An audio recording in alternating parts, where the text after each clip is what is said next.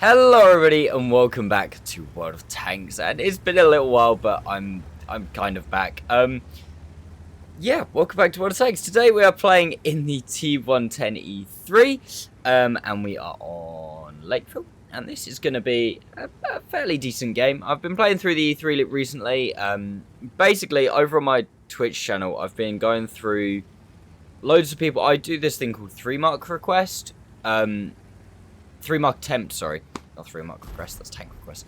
3-mark attempt.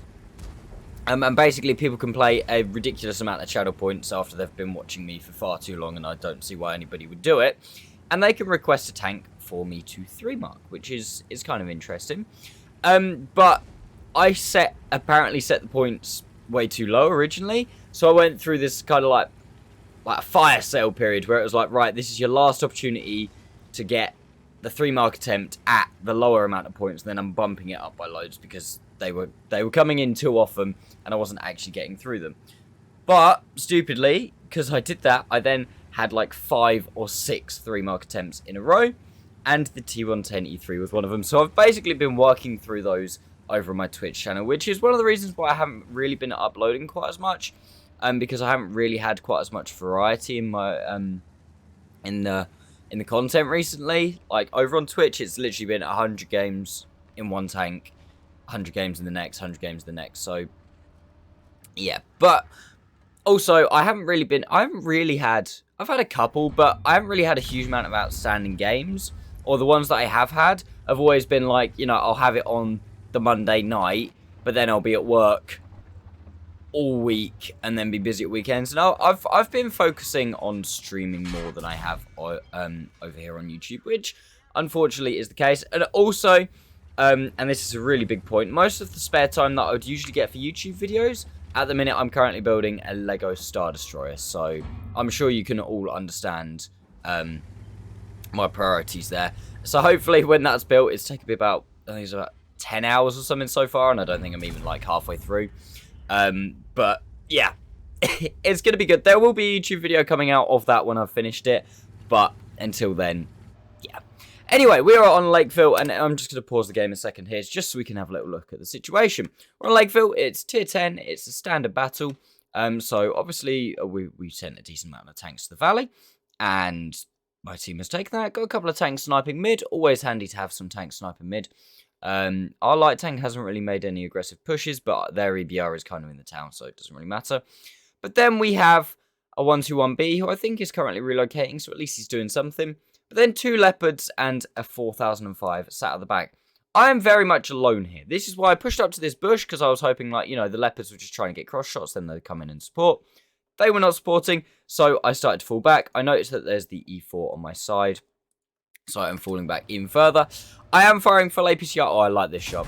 I was going to fire that blind, whether he got spotted or not. So the fact that he got spotted was kind of annoying, because I'd have looked fucking awesome if I'd have hit that blind. But still, there we go. We do get a nice fire on the E100, 656 fire damage, which is, you know, a low roll shot. Extra onto my damage, which is really nice. I'm up against currently 1, 2, 3, 4, 5 tanks. And yeah, that could be an issue. 2 2684s. One's a little bit less of a 2684 now, more a 268 2.5. An E100, a 113, and there is a Leopard mooching around as well. Oh, and the E4. 113 comes up, thinks he can get into me before I can reload. The reload on the E3 is actually really, really, really nice. You see me here just wiggling, constantly moving my arm around. The E3 is such a beast of a tank. Since playing through this thing, trying to mark it, I've honestly been really enjoying it. The only thing that obviously sucks on it is it's not the quickest tank. In this setup, I do have a bounty turbo on this thing, and even with that, like, don't get me wrong, it's not particularly slow, but it's also not particularly fast. And I have had a couple of games that, like, you know, this far into the game, they've already been, like, over, basically. Artie takes a pop at me, and I'm just, at this point on stream, I was just like, right, please, team, do something. There's 3 people camping at the back. Just kill the E100. That's all I'm asking. Please kill the E100, because if you don't kill the E100, it makes my life a lot easier. E100 fortunately misses me. I do get a bit of luck here, but then I also do think I play quite well. E100 does die. APCR straight through the upper plate of the 113. Finish him off very nice. We've still got 2 2684s. Fortunately, they didn't push me here. EBR pushing middle. Yeah, the enemies have now re-pushed the valley, which is interesting. And we've still got those 2 leopards and that 4005 who haven't actually moved. 2684, can I hit him? Can I hit him? I'm deciding where to put the shot, and then I have to move. I can't hit the shot, and I've absolutely biffed that there. That 2684 should have been minus 750. He does lose 603 health to Artie, which I'm not going to complain about, but he should now be a one-shot for me. However, doesn't matter. Use the 113 wreck, keep my lower plate covered. I get very lucky there. That is one thing I will say. Again, a little bit of luck in this game, but in games like this, you do need a little bit of luck combined with good play. Pull one is 2684. Push him so he can't hit my lower plate. I know he's fired. I know he's now on reload. Enemy 2684 is coming behind me. Turn, kill that 2684, and then turn back for his friend. Beautiful bit of play there. Know that the 2684 is going to be reloading, so go kill his friend, because if not, I'm going to take 2 pretty much. So, unfortunately, this 2684 makes a very smart play here. He rams into the side of my tank, means I can't turn, and he does actually manage to pen me. I then manage to get free, but bounce the shot, use my gun, wiggle, wiggle, wiggle, wiggle, try to avoid taking the shot to the cupola. I do manage it, because he's firing heat, so he probably would go through my cupola. Finish him off, and this is where I'm regretting not penning the first shell. And obviously, Artie comes and spoils my day, because of course he does. Why would he not? We could have probably got another shell into the E4 there, and potentially one to the leopard, but I'm not really sure. But that was kind of intense. That was an intense couple of minutes in the E3. But look at the absolute graveyard of tanks around us. Granted, the E4 was kind of killed by my team, but I did the majority of his damage to him first. I think we full killed the 113. And I'm pretty sure we basically, with the exception of the Artie shells on this guy, I think we pretty much fully killed this 2684 as well, which is very, very nice. And absolutely held the flank by ourselves. If I'd have died there, and even like the 2684s would have pushed through, we'd have probably lost the game, because we'd have lost the 2 leopards, we'd have lost the FV, and the enemy team repushed this as well.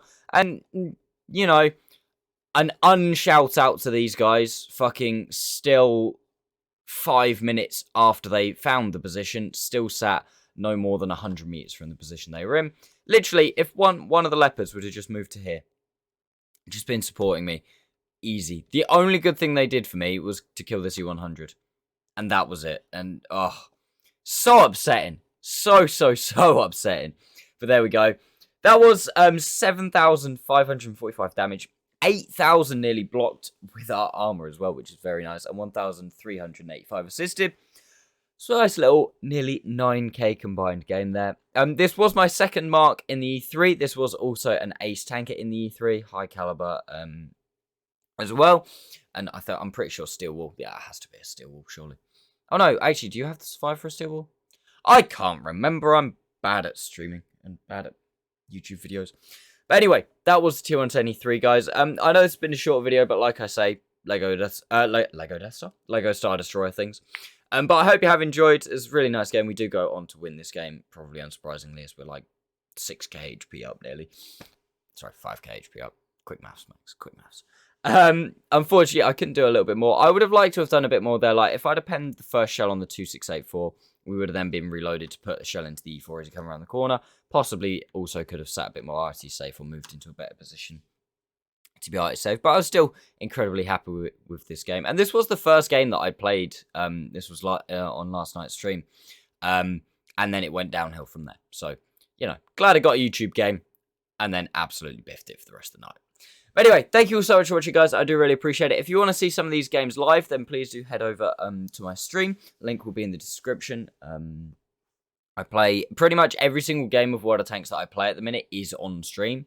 I stream Mondays, Wednesdays, Sundays, and then usually extras throughout the week at different points as well. So go give that a follow, and I will really appreciate that. And other than that, over here on YouTube, make sure you subscribe, notifications, all that standard YouTuber crap. And thank you very much for watching, and I'll see you next time.